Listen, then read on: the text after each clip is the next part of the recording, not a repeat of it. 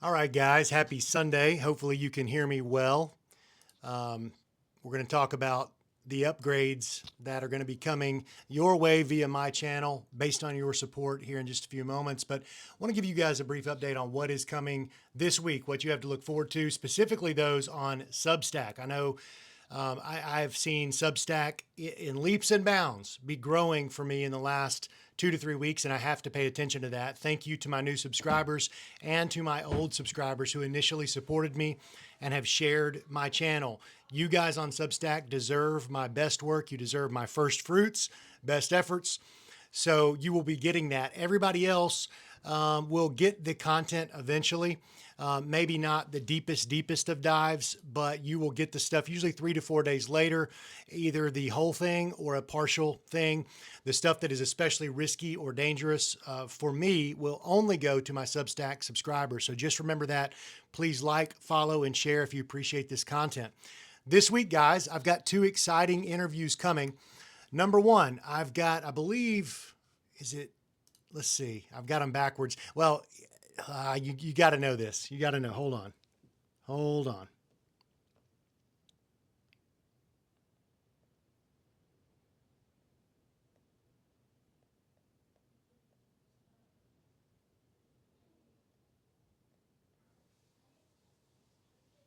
Okay. Number one this week, I have Jeb Baugh, very young man. I'm going to pull up and you can see, you guys might recognize him. Actually, we're looking at the wrong thing right here. See this young man here, 21 years old, asking all the right questions. Okay. He's a future JSlay. His audience might be bigger than mine at this point. But this guy has been asking the right questions and even going to events. He was at AmFest and asked Glenn Beck a question about the USS Liberty and other things that made Glenn Beck sweat bullets. It was unbelievable to watch. But since that time, he's just going and going. Called him the other day, said, "Hey, man, I'd like to have you on the show to talk to you about what is your mission? Why are you doing this? What's important to you?" And he just wants the truth like all of us. But at the same time, he still believes in the system enough to say he wants to be a U.S. Senator one day. So I want to talk to him about all that. I would never want to extinguish his fire in any way. Matter of fact, I appreciate a young man that wants to work within our existing system, even as broken as it might be. You know, where can it be remedied, rescued, et cetera, if it can be. But if there's going to be somebody help that cause and be willing to, you know, what I think is risk your life to do it, it would be a young man like Jeb Baugh. So we'll be talking to him on Tuesday, live on Substack, and then posted everywhere else a couple of days later. Following that, we're going to have Jay Dyer from Jay's Analysis. I'm going to pull him up. You guys probably know him. He has a very large following. Let me go back to, this is his Instagram page. You can see him there. He's an Orthodox, he does host the Alex Jones show on, I think, Fridays. He is an Orthodox Christian. He converted to Orthodoxy not too long ago. You know, kind of got silly page, does some funny stuff like dances on his show and all that. But he's cool. He's authentic and a great thinker in the Christian space. He's invited to large channels like there he is on the Hodge twins there. I want to talk to him. He said he wanted to talk about the Epstein drop. And he's a guy that if he's got an analysis on something, probably good to pay attention because the man, whether you agree with him or not, he does his research. He knows what he's talking about. Really smart dude. So keep this in mind. Got Jeb Baugh coming on Tuesday. Got Jay Dyer talking about Epstein. It's right on the heels of that, guys. I think we're going Wednesday afternoon, I believe. I could be wrong. But as soon as I get that, I'll put it in the description exactly what to expect. I'm personally going on a couple shows this week. I know I'm going on The Rooted Truth. They want me to come in and do a talk about Scofield, Cyrus Scofield, his importance in terms of American evangelical direction, the Scofield Bible, its importance. They've got their own audience, The Rooted Truth. You can follow them at therootedtruth.com or on their various platforms. But they told me the moment they get done with me, they're going to post it, but they're going to send me the download to post on all my platforms. So I'll probably post that talk for free everywhere on Cyrus Scofield. They have a great channel, guys, especially for, I mean, it's good for anybody, but I think women love their stuff. All right. They come at things from the same point of view as me. They don't get into politics as much. They pretty much stick to the Bible and theology. But they do touch on the political side of things from time to time. So I'll be with them. You'll get a third thing if you include Jeb Baugh, Jay Dyer, and then my show with the Rooted Truth. Also, I've written a bit of poetry. It's going to be in two parts. The first part is called If I Were the Devil in 2026. That part is basically done. I'll be releasing that this week, but this gets into how you can pray for me. In church today, we talked about from Psalms. There is a Bible verse. Let me pull this up real quick. I don't have the exact verse in front of me, but it talks about the power of life and death is in the power of the tongue. It's in the power of our speech. And how do I build up rather than tear down? How do I provide hope?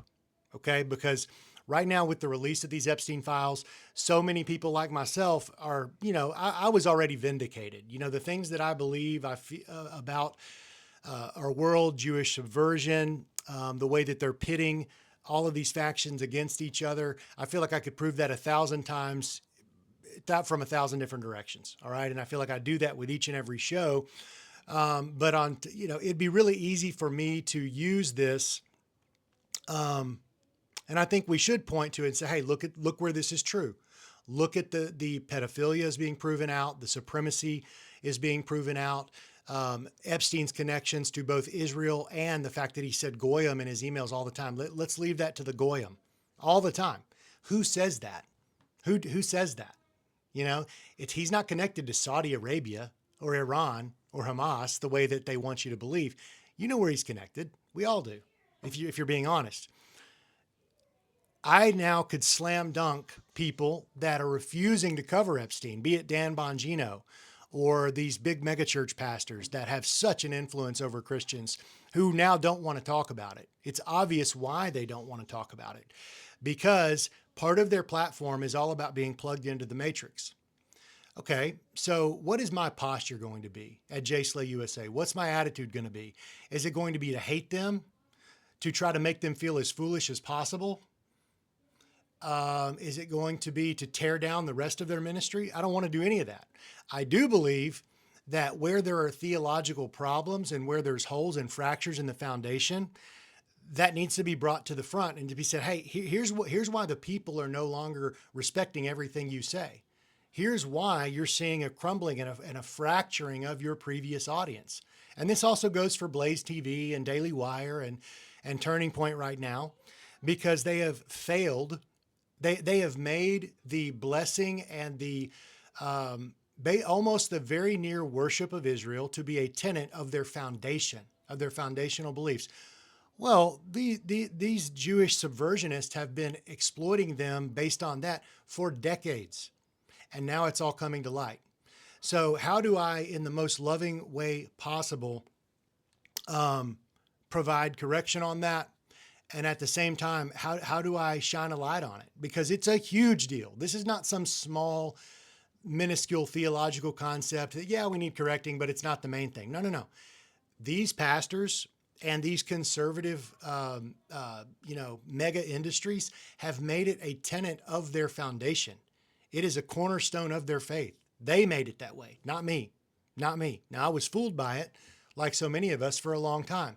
But 3-4 years ago, I began to see it. 2 years ago, I began to speak out on it. And now, at the drop of these Epstein files, if you're paying attention at all, the truth is coming to bear. It's coming to prove out, to bear out everything that I have been saying for a long time. So how do I build up rather than tear down? First, to my audience and to believers. And second, to those ministries, if they'll have it at all, because I know they would call me demonic and all these names right now, anti-Semitic, whatever they want to say. That only proves that they don't have an argument. So with that poem I've got coming out, part 1 is If I Were the Devil in 2026. And that talks about how has this whole thing happened and how has this subversion happened from the point of view of Satan. What has his scheme been? All right. It's a hard thing to read, but it is a very true thing. Okay. Because he doesn't come playing chess where the bad guy looks like an orc. Okay. That's what the institutions of the world want you to believe. He comes as an angel of light. He comes in beauty. It's easy to deceive people with his methods. That's what that poem is about. But if I just stop there, and that's where I was convicted this morning. How do I provide words of life as a Christian? Well, part two, which is going to come out on its heels, I don't want to speak for God. All right. You're not going to catch me doing that, but it is what is my hopefully God infused vision of hope and a future now that these things are coming around and the truth is coming out. All right. That's going to be part two.